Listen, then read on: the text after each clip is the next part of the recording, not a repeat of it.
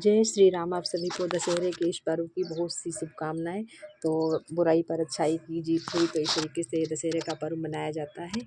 तो यहाँ पे देखो, हम लोगों ने भी दशहरे की पूजा कैसे क्या की जाती है, तो हम लोगों ने भी सुबह उठ के कर ली थी पूजा।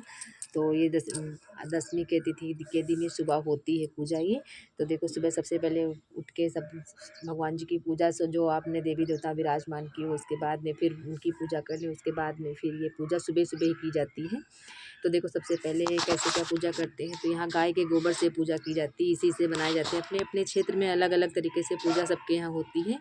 तो हमारे सबके उधर क्षेत्र में इसी तरीके से पूजा ही होती है। तो सबसे पहले देखो, यहाँ पे साफ सफाई कर लें। उसके बाद में यहाँ पे पानी छिड़क करके पोछा साफ सफाई करके, उसके बाद में फिर एक यहाँ पे देखो चौकी लगा लेंगे। इस तरीके से साफ सफाई करके फिर चौकी लगा लेंगे। और यहाँ पे देखो, आसन लगा लिया, और फिर उसके बाद में चौकी लगा लेंगे उसी चौकी पर ही। और यहाँ इसमें तरोई के फूल लगते हैं, पीले फूल जो होते हैं वो 10, यहाँ पे 10 उपली रखी जाती हैं, और उसी में तरोई के फूल लगाए जाते हैं, वो उसी से ही पूजा की जाती है। तो कोई तो इस दशहरे के पर्व की जो यहाँ पे 10 उपलियाँ बनाई जाती हैं, तो कोई तो कहता है कि यहाँ पे भगवान श्री राम जी की पूजा होती है, और कोई कहता है रावण के जो 10 सिर थे, उन्हीं 10 सिरों की पूजा की जाती है। तो क्योंकि रावण बहुत विद्वान था और वो पंडित था, तो इसलिए उनकी पूजा रावण की जाती है। तो अपनी अपनी मान्यता है, लोग अलग अलग तरीके से इन नाम को पूजा की जाती है। तो यहाँ पे देखो, यहाँ पे सबसे पहले फूल थाली में सब फूल और सिंदूर, या इस दिन सुहाग भी लिया जाता है, तो ये सब यहाँ पे रख के ले रहे हैं। और मीठे बतासे रख लिए जाते हैं, उसी से भोग लगाया जाता है। तो हमारे यहाँ जो मतलब मीठे बतासे जो तो ख़त्म हो गए थे दुर्गा पूजा में, तो मैंने यहाँ पे मिश्री का भोग लगा दिया था। तो यहाँ पे देखो, सबसे पहले उपले 10 रख लेंगे गाय के गोबर से। ऐसे छोटे छोटे ऐसे आपको उपले से बनाने हैं, जैसे उपले होते हैं उस तरीके से छोटे छोटे 10 उपले यहाँ पे बनाने हैं चौकी पे। और पूजा पूरब मुँह की तरफ बैठ करके पूरब दिशा में चौकी को विराजमान कर लें। तो यहाँ पे 10 उपले बना करके रखे ले रहे हैं।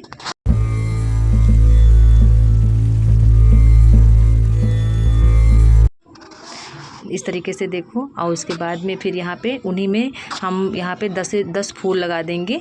और देखो, इस तरीके से यहाँ पे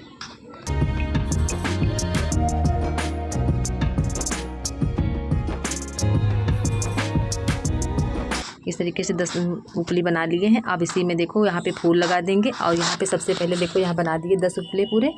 और फिर उसके बाद में देखो, हाथ साफ ऑफ करके उसके बाद में फिर पूजा करेंगे। अब यहाँ पे अब देखो, गौरी गणेश भी विराजमान कर लिए। पूजा कोई भी हो, उसमें गौरी गणेश को विराजमान करना शुभ माना जाता है, और सुहाग भी लिया जाता है। तो इसीलिए गौरी गणेश को भी विराजमान करते। फिर यहाँ पे जल से स्नान करवा दिया, स्नान भाव से यहाँ पे स्नान करवा दिया।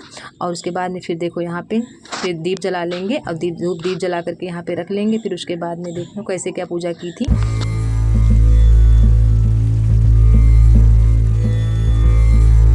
फिर देखो, यहाँ पे अब इन्हीं उपलियों में फूल लगा देंगे पूरे। और उसके बाद में फिर यहाँ पे सिंदूर लगा देंगे 10 उपलियों में।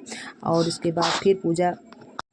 तो इस तरीके से देखो, 10 उपलियों में 10 फूल लगा दिए इस तरीके से। अब ना अगर पीले फूल मिले तो कोई भी फूल आप लगा करके पूजा कर सकते हो, कोई ज़रूरी नहीं तरोई के मिले फूल नहीं मिलते हैं तो मजबूरी में कोई फूल लगा लें। और इस तरीके से फिर देखो, 10 में यहाँ पे सिंदूर लगाए दे रहे हैं, 2 बार दोनों में, सभी 10 उपलियों में।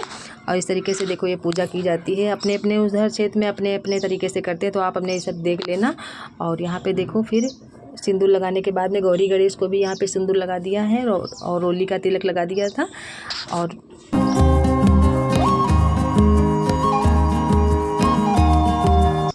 अब देखो, यहाँ पे बतासे की जगह पे कुछ मीठा ज़रूर रखा जाता है भोग में। 10 उपलियों पे रखना है आपको। यहाँ पे वो बतासे हो तो एक एक बतासे रख दें, नहीं तो मिश्री से आप भोग 10 उपलियों में लगा दें।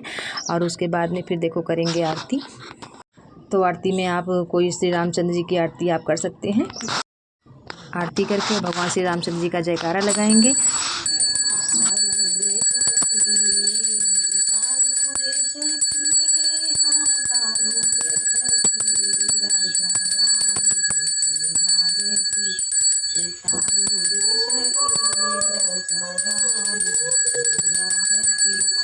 बोल सियापति रामचंद्र भगवान की जय हो, जानकी मैया की जय हो, बालाजी महाराज की जय हो, अयोध्या नाथ की जय हो।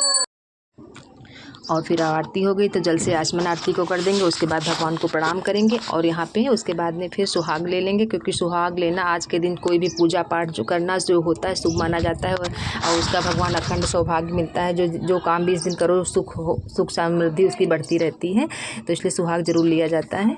और देखो ऐसे सुहाग ले रहे 5 बार ले लेंगे। उसके बाद 2 बार गौरी माँ को फिर से सुहाग सिंदूर अर्पण करा देंगे।